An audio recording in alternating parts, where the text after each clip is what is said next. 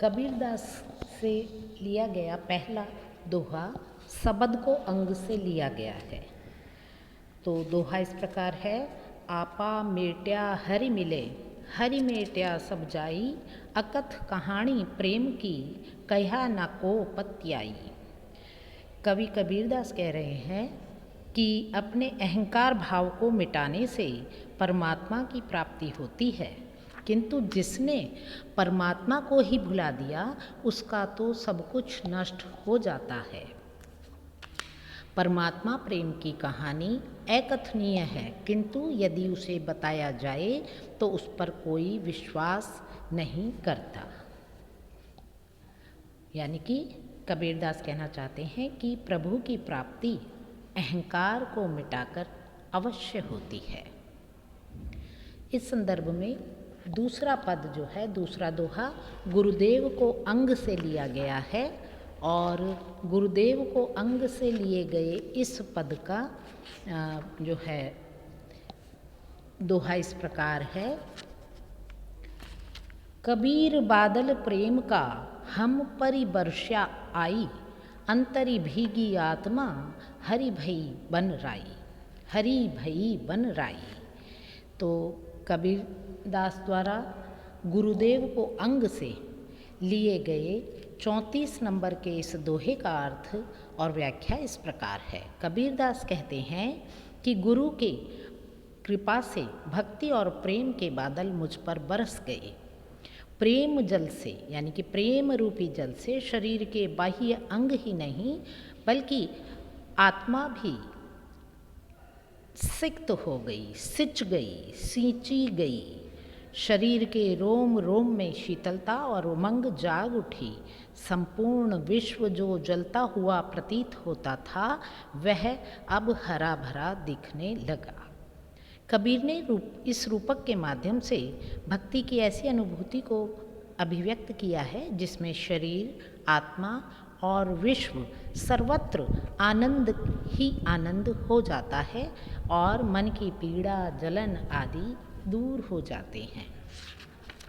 इसके पश्चात कबीर का तीसरा दोहा पर्चा को अंग से लिया गया है और पर्चा के अंग में यह दोहा 14 नंबर के रूप में स्थित है। पैंजर यानी शरीर, अंतर यानी अंतःकरण, उजास यानी उजाला, मुख यानी मुँह में, मह मही यानी सुगंध। तो प्यंजर प्रेम प्रकाशिया, अंतरी भया उजास, मुख कस्तूरी महमही, बाणी फूटी बास। तो प्यंजर यानी शरीर, अंतर यानी अंतःकरण, उजास यानी उजाला, मुखी यानी मुँह में और महमही का अर्थ है सुगंध, बस जाना, महमहाना, महकना। बास का अर्थ है सुगंध।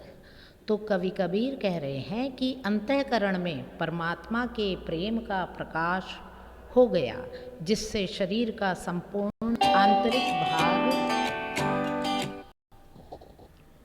आंतरिक भाग चमक उठा। मुख में कस्तूरी जैसी सुगंध आने लगी और वाणी में उसकी महक प्रकट होने लगी।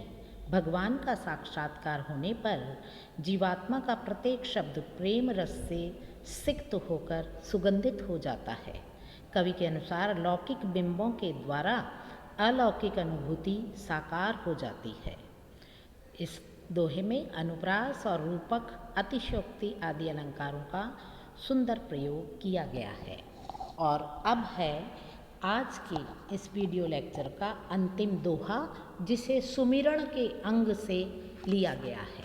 सुमिरण के अंग से लिया गया है और सुमिरण को अंग में इसकी संख्या है 17। जिहि घटी प्रीति न प्रेम रस, फुनि रस ना नहीं राम, ते नरेश संसार में उपजी शये बेकाम। यानी जिहि यानी जिस, घटी यानी शरीर, फुनि यानी पुनः दोबारा, रसना यानी वाणी या जीभ, शय यानी क्षति। तो कबीरदास कह रहे हैं कि जिनके शरीर में प्रेम का संचार नहीं है और ना प्रेम की आस्वादन की जिनमें ललक है, जिनकी वाणी पर राम की रट ही नहीं है या राम नाम का उच्चारण नहीं है, वे लोग इस संसार में पैदा होकर व्यर्थ में क्षति ही को प्राप्त कर रहे हैं। कबीर दास ने इस साखी में ये संकेत दिया है कि मानव जीवन की सार्थकता प्रेम भाव और भक्ति पूर्ण जीवन में ही है। अतः उनके अनुसार जो लोग भावविहीन रहते हैं उनका जीवन व्यर्थ है। शय शब्द का एक अन्य अर्थ खाना भी होता है। भक्ति और प्रेम से हीन व्यक्ति का संसार में उत्पन्न होकर भोजन ग्रहण करना कवि की दृष्टि में व्यर्थ है। प्रीति और प्रेम को सूक्ष्म अर्थभेद के साथ प्रयुक्त किया गया है और इस तरह से सुमिरण को अंग का प्रतीक ये दोहा प्रभु के प्रेम के भाव को अभिव्यक्त करता है।